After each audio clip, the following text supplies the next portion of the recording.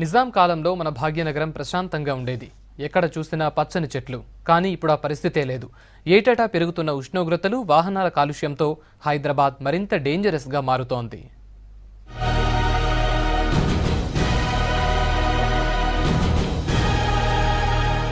Greater Hyderabad concrete జంగిల్గా మారింది. రోజురోజుకు విస్తరిస్తున్న మహానగరంలో గ్రీనరీ శాతం తగ్గిపోతోంది. చెరువులు, కుంటలు ఆక్రమణకు గురికావడంతో పచ్చదనం మాయమైంది. నిజాంల కాలంలో ఎక్కడ చూసినా ఎత్తైన చెట్లు, క్రమపద్ధతిలో కట్టిన భవనాలుండేవి. అప్పట్లో నిర్మాణం చేసిన గార్డెన్లను బాగులుగా పిలిచేవారు. బాగులకు నిజాం పాలకులు తమ పేరు పెట్టుకుని ప్రకృతిపై తమ ప్రేమను తెలియజేసేవారు.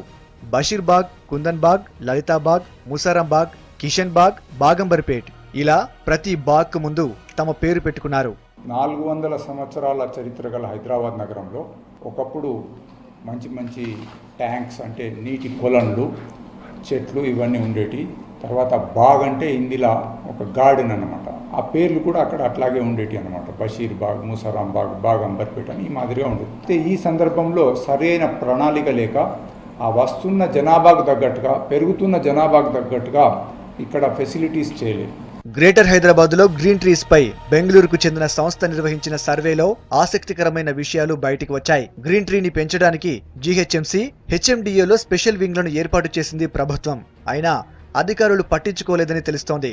సిటీలో 1989లో 4.06% చెట్లుండగా 1.75% మాత్రమే భవన నిర్మాణాలు చేపట్టారు. 10 ఏళ్ల తర్వాత 1999లో 3.88% చెట్లు తగ్గాయి. 2009 నాటికి 13.55% భవనాలు పెరిగినట్లు పేర్కొంది సర్వే. 2019 వరకు 3.30%కి గ్రీనరీ తగ్గితే 35.18% భవన నిర్మాణం పెరుగుతుందని అంచనా వేసింది. 2029 నాటికి 64.06%కి భవన నిర్మాణాలు పెరిగే ప్రమాదం ఉందని హెచ్చరించింది. అధికారులు, ప్రభుత్వం స్పందించకపోతే సిటీ కాంక్రీట్ జంగిల్గా మారే ప్రమాదం ఉందని వివరించింది. 1960s ఆ ప్రాంతం తర్వాత జనాభా రావటం, ఇండస్ట్రీస్ రావటం, క్రమేపీగా వాటర్ పొల్యూట్ కావటం, చెట్లు హెఫసాడ్గా ఇండ్లు కట్టుకొని చెట్లు నరకటం ఇవన్నీ చేస్తూ వచ్చారు. అంటే ఎక్కడైతే ప్రాబ్లం ఉందో ఆ ప్రాబ్లం ఏరియాలో న్యూ కన్స్ట్రక్షన్ యాక్టివిటీని స్టాప్ చేయాలి. కానీ గవర్నమెంట్ అలా ఇవ్వటం లేదు. గవర్నమెంట్ స్కై స్క్రాపర్ కట్టామంటుంది. అది స్కై స్క్రాపర్ కట్టేస్తామంటే ఏమైంది, ఇంకా ప్రాబ్లమ్స్ ఎక్కువైతాయి కానీ నీకు ప్రాబ్లమ్స్ తక్కువ కావు. హైదరాబాద్లో 5 ఏళ్లలో 5 కోట్ల మొక్కలను నాటాలని లక్ష్యంగా పెట్టుకున్నట్టు చెబుతున్నారు అధికారులు. అయితే వర్షాలు లేకపోవడంతో మొక్కలు నాటడం వాయిదా పడినట్టు తెలుస్తోంది. మొక్కల పెంపకంలో ప్రజలను కూడా భాగస్వాములను చేయాలంటున్నారు ప్రకృతివేత్తలు.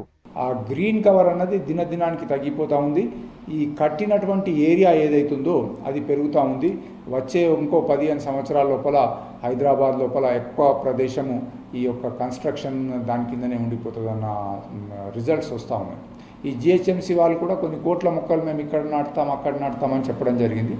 దురదృష్టవశాత్తు వర్షాలు సరిగా లేక అనుకున్న కార్యక్రమం కాలే. కనీసం నెక్స్ట్ ఇయర్ నుంచి అయినా కానీ పెద్ద ఎత్తున మొక్కలు నాటడము ప్రభుత్వం వంతైతే ఇక ప్రజలు కూడా దీంట్లో సహకరించాలా. తప్పకుండా ట్రీ కవర్ పెరుగుతుంది.